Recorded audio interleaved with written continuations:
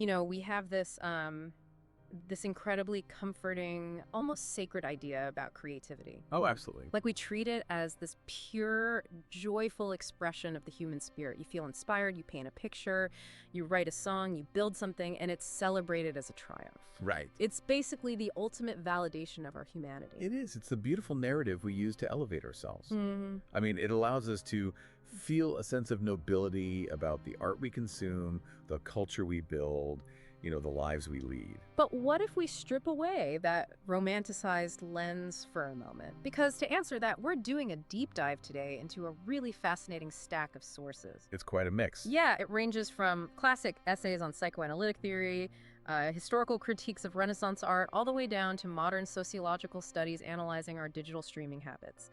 And the mission of this deep dive is to see what happens when we flip our entire understanding of culture upside down. What if every brilliant piece of art you've ever loved, every breathtaking symphony, every transcendent novel, every movie that has ever moved you to tears, what if it isn't a triumph at all? What if it's actually a wound? Right. A desperate coping mechanism. Because if you look closely at the architecture of human culture through the lens of these sources, you don't see a monument to our greatness. You see a vast, elaborate defense mechanism. Which is pretty heavy to think about. It is. You start to realize that civilization itself is built entirely on a foundation of profound repression. To even exist together in a society, to share space and resources, we have to sacrifice a massive part of who we fundamentally are. So as you're listening to this, I want to warn you, by the time we finish this conversation, you're going to look at your own creative output, your social media feeds, and your daily mundane anxieties in a completely different light. A slightly terrifying light, maybe. Honestly, yeah. We are going to explore how everything from your favorite dystopian Netflix binges to your ambition at the office might just be a mask for primal, chaotic drives. So, to understand why art, or really any cultural output, functions as a wound, we first have to look at the agonizing daily cost of simply existing around other people. The entry fee for society. Yes. There is a profound, tragic bargain at the heart of human society. To belong to the collective we, to secure safety and community, the individual must permanently surrender their inner freedom. And it's not just some lofty philosophical concept either. I mean, it's an active daily reality. We are managing an unbelievable amount of internal pressure, just like standing in line at the grocery store. It's an exhausting act of self-repression. Yeah. And it requires enforcement. Right. This enforcement isn't just external laws and police officers. It's a very real internal mechanism. The sources refer to it as the superego. The internalized voice of authority. Exactly. The law, the parents, morality. It sits inside your mind, constantly judging every single impulse against the rigid standards required by culture. I always picture the superego like a ridiculously strict bouncer working the door of a nightclub inside your brain. That's a great way to look at it. Yeah, like it's actively checking the IDs of all your desires and turning most of them away. And the primary weapon this bouncer uses against us is guilt. But the mechanism of that guilt in the text is what fascinates me. How so? Well, it's not just feeling bad because you did something wrong. No, the true tyranny of this internal enforcement is that it is preemptive. It's an ever-present anxiety that arises from merely wanting to do something forbidden. Just having the thought. Right. The chaotic animal inside you wants to take, to destroy, to dominate, to consume. The internal bouncer doesn't just stop you from acting, it punishes you for the thought itself. Dude, it's like, how dare you even desire that? Exactly. That pervasive guilt is the psychic tax you pay for the privilege of belonging to civilization. I do want to push back on this premise heavily, though, just playing devil's advocate. Okay. It sounds incredibly cynical to say I'm only nodding politely in a morning meeting or, holding the door for a stranger because I'm terrified of my own inner wild animal and paying a psychic tax. You're wondering about genuine empathy. Yeah. Doesn't this psychoanalytic framework account for people just being fundamentally good and caring about each other? Empathy certainly exists, and it facilitates human connection. But in this framework, empathy is often a secondary structure. It's a highly evolved social tool built on top of the primary foundation, which is restraint. So it's learned. Consider a toddler. A toddler does not naturally possess the kind of polite restraint you show in a meeting. They operate on pure drive. Oh, for sure. They want what they want instantly. Regardless of who they have to bite to get it, empathy and manners are painstakingly socialized into that child through the installation of that superego. So the goodness you feel is real. but it is the successful result of early, intense psychological domestication. Wow. So we are essentially fractured by design. We are. There's the public self that smiles at the barista, and then the private self exiled to the absolute shadows of the mind, harboring all these unspoken rages and forbidden desires we can't even admit to ourselves. Which brings up the most vital mechanical question of human psychology. If we are constantly bottling up our true desires, our rage, our wildness, just to survive in society, Where does all that explosive, repressed energy actually go? Because energy doesn't just evaporate. it demands an outlet. It mutates, ferments, and finds a new channel. Hmm. To understand how this works, we have to look at the eternal titanic struggle of the two primal drives governing all life. Right.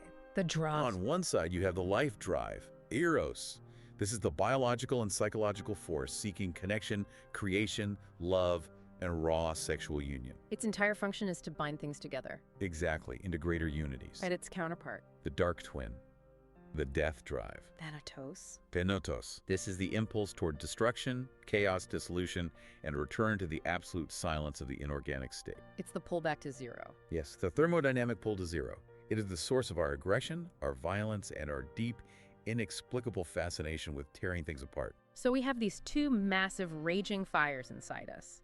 Eros wanting to merge and multiply, Thanatos wanting to destroy and rest. But society looks at both of these raw drives and says, absolutely not. Right, you cannot just act on unregulated impulse. You can't murder your neighbor over a dispute. We have laws. Civilization cannot survive if those drives run their natural course. They must be suppressed.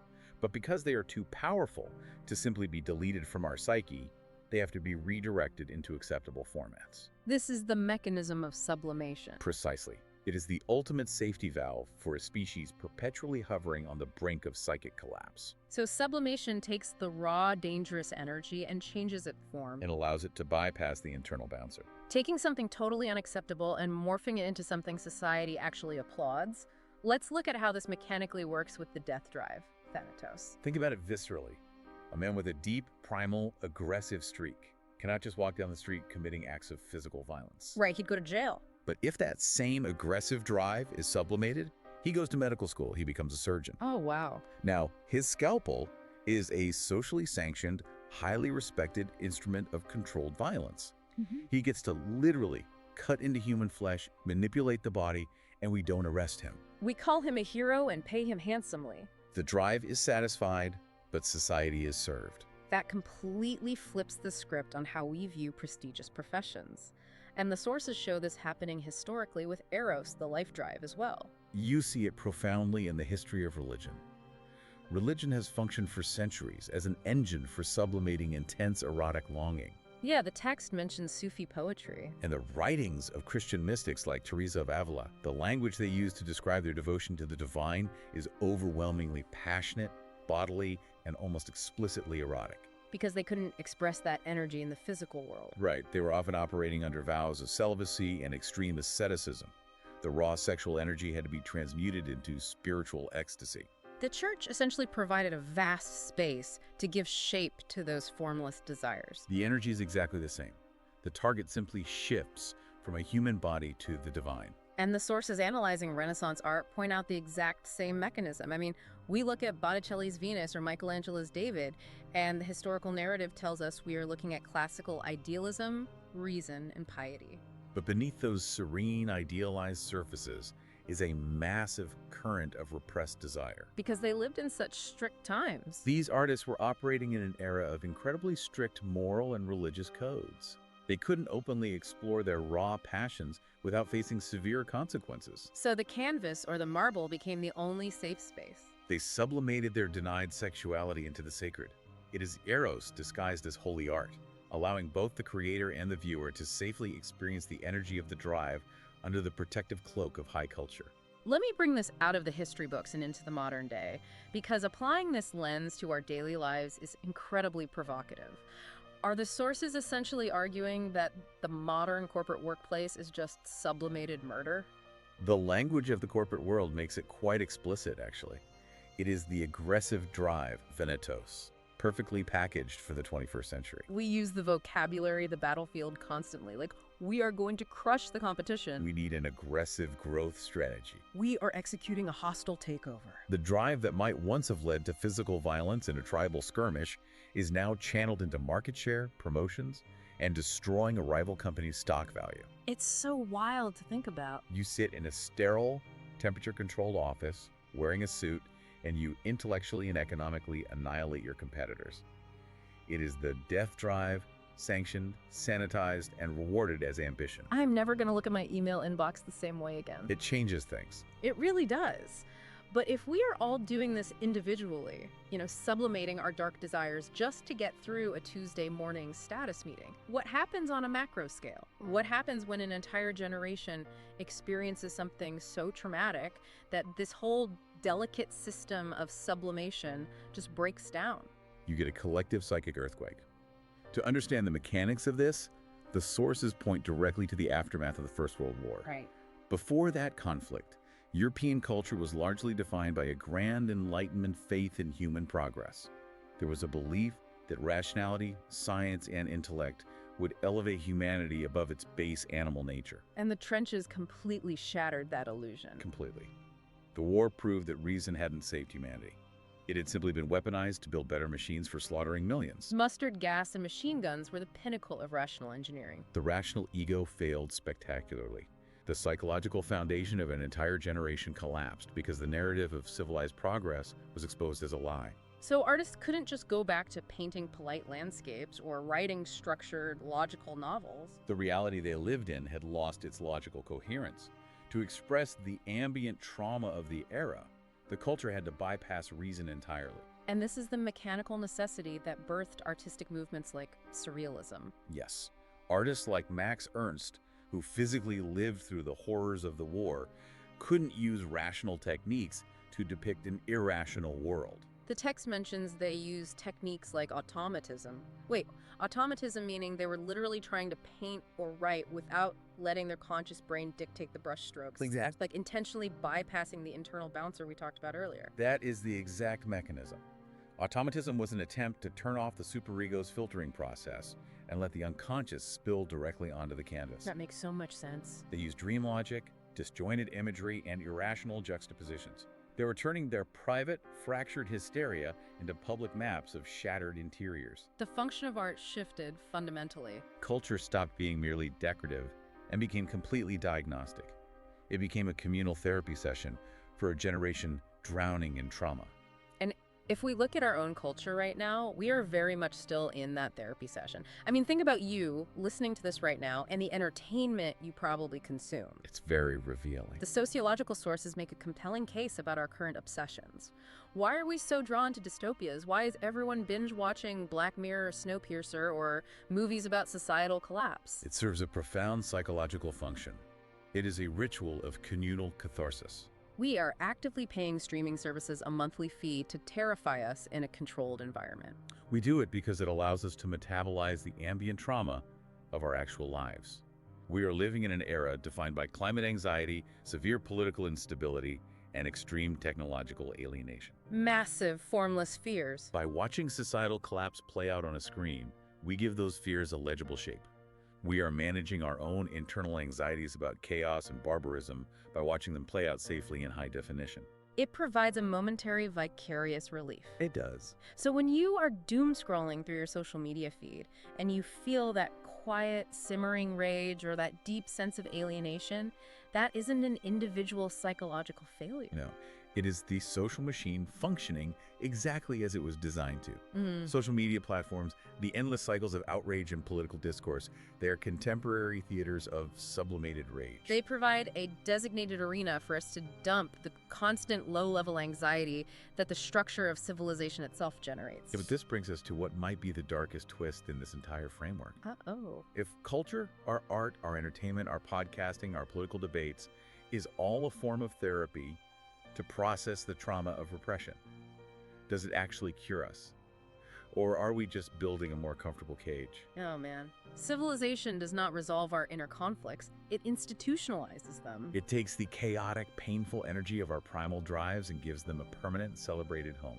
Culture assumes that expression equals resolution, but it doesn't. This makes me think about the intense pressure we face today. Let me throw another analogy at you. It feels like everywhere you look, there is this absolute tyranny of therapy speak. Yes. You are constantly told you have to process your trauma, you have to do the work, and you have to turn your pain into a viral thread, a memoir, or a TED Talk. It has become the modern moral imperative. We think we are being free, vulnerable, enlightened individuals, but are we actually just workers on the assembly line of cultural catharsis? Producing meaning from our misery on a strict schedule. Right, for an audience to keep the cultural machine running. You have identified the superego in its newest disguise. It used to demand purity and stoicism. Now it demands processed, articulate trauma. Wow. It tells you that your suffering is only valid if it can be made legible, if it can be packaged, consumed, and ultimately made profitable. Oh, wow. So every time we create something meaningful from our pain, we aren't actually exercising our demons. We are granting them cultural citizenship. We are giving them immortality. The poet's heartbreak becomes a sonnet that outlives him. The filmmaker's existential dread becomes a cult classic. The pain is not erased. It is simply aestheticized. We make it beautiful so we can stand to look at it, and in doing so, we ensure it lives forever. This is incredibly dizzying, because it means that by having this very deep dive right now, by analyzing this stack of sources and breaking down the psychology of culture, we are doing it. We are not outside the system. We are deeply embedded cogs within the sublimation machine. Our insightful analysis of repression is itself a sophisticated product of repression. We are performing the very wound we are describing.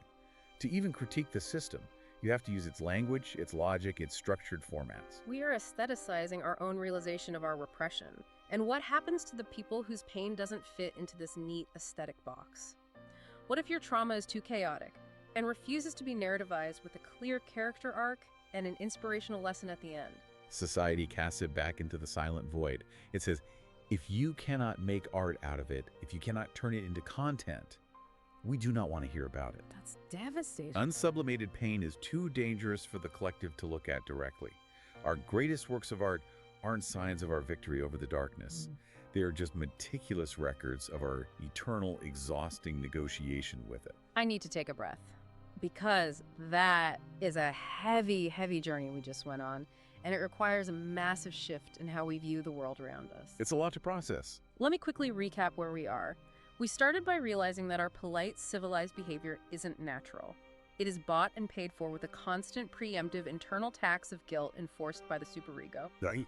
Then we looked at how our highest achievements, Renaissance art, religious devotion, even our ambition at work, are actually masks. They are safe, sublimated outlets for our rawest, most dangerous desires. The safety valves. And finally, we arrived at this terrifying paradox, that our modern attempts to heal loudly on the internet, to turn our pain into content, might just be the most sophisticated prison of all. It is a prison with invisible, highly aestheticized bars. And so as we look at the grand edifice of human culture, the museums, the libraries, the endless servers full of digital data, I want you to try seeing it differently. Not as a triumph.